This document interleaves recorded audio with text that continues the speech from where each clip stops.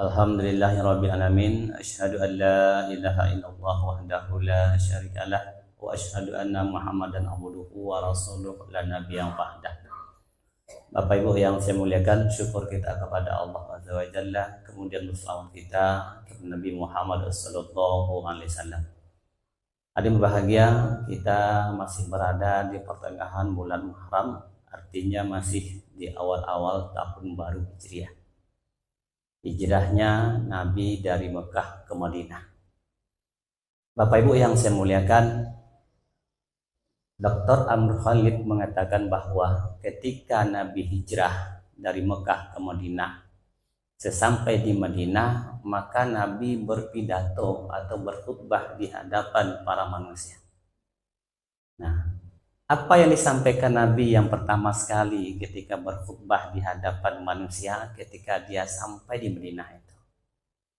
Maka ada ceritakan bahwa ketika Nabi berkhutbah yang pertama sekali setelah hijrah dan sampai ke Madinah, maka Nabi katakan, ayuhan nas asyhus salam wa ta'imu ta'am wa sillu arham wasallu billahi wan nasun niyam tadkhulu jannata bisalam. Maka kata Nabi, wahai manusia, tebarkan salam, kemudian berbagi dalam makanan, bagikan makanan. Yang ketiga, wasilu arham, sambung silaturahim. Kemudian yang keempat, wasallu billail wan nasu niyam, salat malamlah kalian dan ketika manusia sedang tidur. Tadkhulul jannata bisalam, maka kalian akan masuk surga dengan selamat. Hadirin berbahagia, ada 5 poin yang Nabi sampaikan dalam khutbah pertama sekali sampai di Madinah ketika hijrah itu. Apa dia? 1, tebarkan salam. Yang kedua, bagi atau berbagi dalam makanan. Yang ketiga, sambungkan silaturahim. Yang keempat, sholat malam. Ketika manusia sedang tidur, maka Nabi menggaransi kepada orang yang melakukan 4 ini. Apa garansi Nabi? Tadkhulu jannata darussalam, maka kalian akan masuk surga dengan bisalam, dengan selamat. Nah, Bapak Ibu yang dimuliakan Allah, yang menarik dalam hadis ini apa? Bahwa ada 4 syarat bagi seseorang yang akan masuk surga yang dijanjikan oleh Nabi. Tapi yang menariknya, 3 poin daripada 4 ini adalah ibadah yang berkaitan dengan manusia. Ya, ibadah yang berkaitan dengan manusia. Tebarkan salam, bagi dalam makanan, kemudian sambung silaturahim. Dan juga yang menarik apa? Bahwa dari urutan, sebagai urutan poin per poin daripada yang disampaikan Nabi ini, justru yang keempat yang Nabi sampaikan apa? Yang keempat itu poinnya baru apa? Wasallu billail wan nasun niyam. Salat malamlah kamu ketika manusia sedang tidur. Bapak Ibu yang dimuliakan Allah, orang yang salat malam, arti dalam salat malam, orang yang salat malam pasti insya Allah dia akan melakukan sholat 5 waktu. Ya, maksudnya orang yang sholat malam ini biasanya orang yang soleh. Belum tentu orang yang sholat 5 waktu dia akan menjaga sholat malam, akan menjaga sholat malam, Pak. Tapi orang yang menjaga sholat malam, insya Allah dia akan menjaga sholat 5 waktu. Dalam artian ibadahnya kepada Allah pasti terjaga.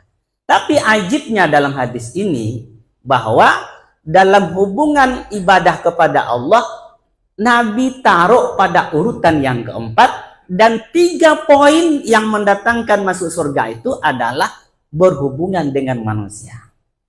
Ya, berhubungan dengan manusia. Ada orang yang sholat malam, yang rajin ibadah kepada Allah, tapi dia, ya, dalam artian apa? Dalam poin pertama hadis ini dia kena. Dia tidak menebarkan salam. Salam dalam artian apa? Salam dalam artian menebarkan keselamatan. Ada enggak orang yang sholat malam, arti ibadah kuat kepada Allah, tapi melakukan kezaliman? Ada enggak? Dia rajin juga ibadah, sholat malamnya rajin, baca Al-Quran rajin, tapi nipu jalan terus. Ya, cabul jalan terus. Bahkan dia mungkin menjadi imam, menjadi khatib, jadi ustadz, tapi cabul jalan juga. Ya, ini yang luar biasa. Dia sholat juga, dia beribadah juga, tapi menyakiti orang lain ada juga. Ya, ini yang dikatakan bahwa syarat yang Nabi berikan kepada orang yang masuk surga itu 3 berkaitan dengan hubungan dengan manusia. Ya, 1 adalah afsus salam, menebarkan salam. Baik salam dalam artian teks, artinya kita dianjurkan oleh Nabi ketika berjumpa sesama muslim, kita dianjurkan mengucapkan Assalamualaikum warahmatullahi wabarakatuh. Assalamualaikum. Bapak Ibu yang saya muliakan, cuman ini kadang-kadang sudah menjadi hilang kebiasaan ini. Kita dianjurkan ucapkan salam itu baik kepada orang yang kita kenal ataupun yang tidak kita kenal. Ketika kita meyakini dia muslim, maka kita dianjurkan mengucapkan salam. Tapi sayang hari ini kita kan kapan mengucapkan salam? Sama pengajian, ucapkan salam kita. Tak kenal atau beda pengajian, tak ucapkan salam. Yang lebih hebatnya lagi apa? Karena tidak dibudayakan, tidak biasa mengucapkan salam. Ketika ada orang mengucapkan salam, jawabnya lain. Assalamualaikum Pak, kata dia. Apa jawabannya? Ya, kata dia. Ya, Assalamualaikum Pak. Yo, katanya. Ada enggak orang seperti ini mengucapkan? Ya, kita ucapkan Assalamualaikum. Yo, katanya. Ya.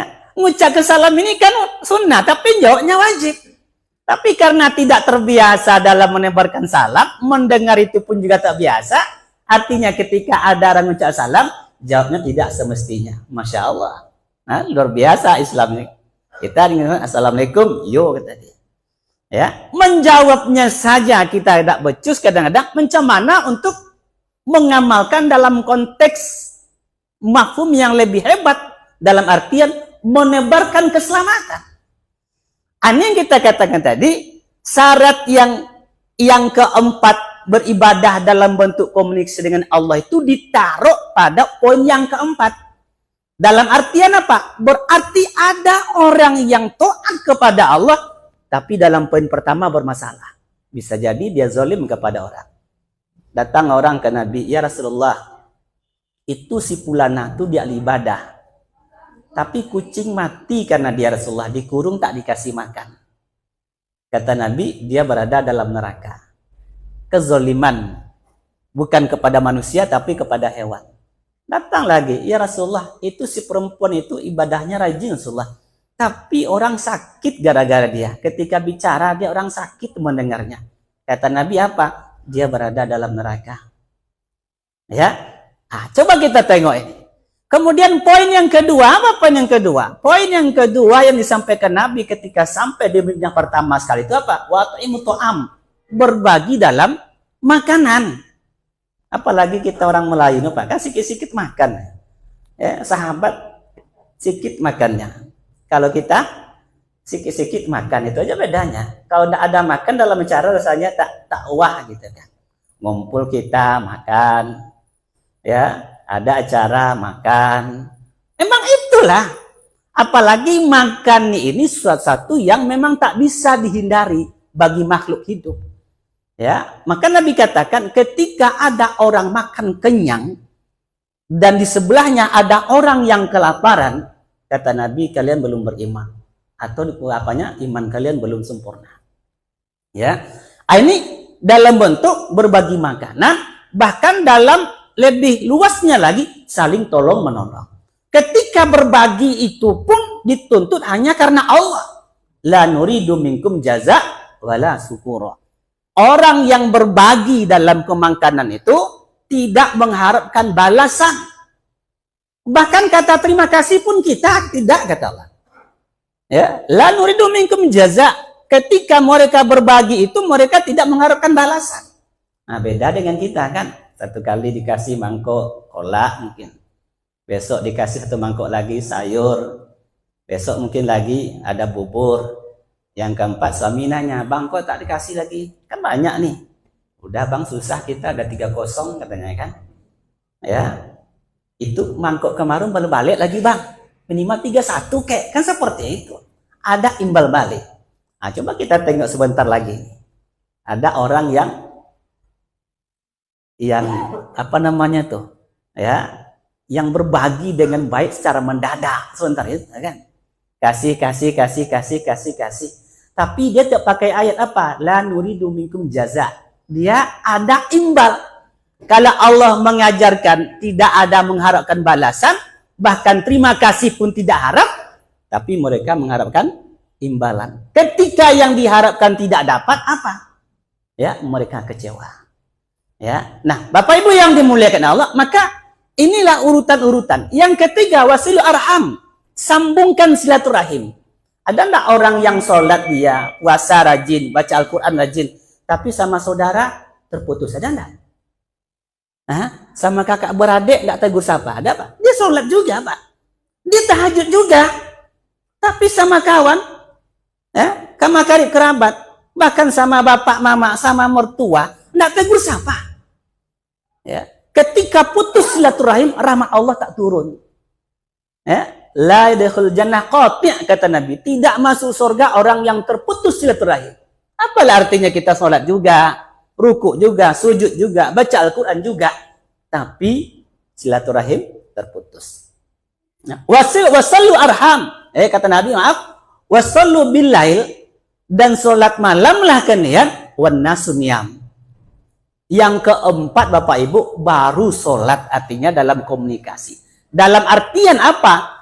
Ketika seseorang rajin beribadah kepada Allah, tapi hubungan kemanusiaan dia tidak baik, wallahi demi Allah dia tidak akan mendapatkan surga. Dalam artian baik surga dunia ataupun surga akhirat. Ya, apalagi surga akhirat. Di dunia tak dapat, ya akhirat terdapat, Pak. Ya, orang yang melakukan kezaliman dia tidak dapat surga. Orang yang pelit hidupnya susah. Ya, hidupnya susah. Apalagi yang hubungan silaturahim terputus, hidupnya susah, Pak. Tidak ada orang yang banyak musuh itu datang. Orang yang hidup tenang itu kapan? Ketika dia tak punya musuh. Orang sayang sama dia. Ya, orang suka sama dia.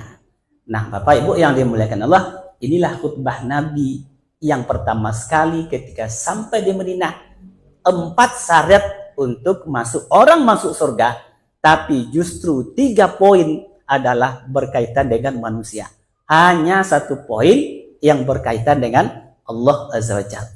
Mari kita ambil keempatnya ini.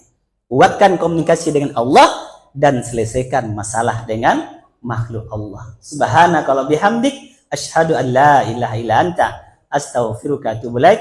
Assalamualaikum warahmatullahi wabarakatuh.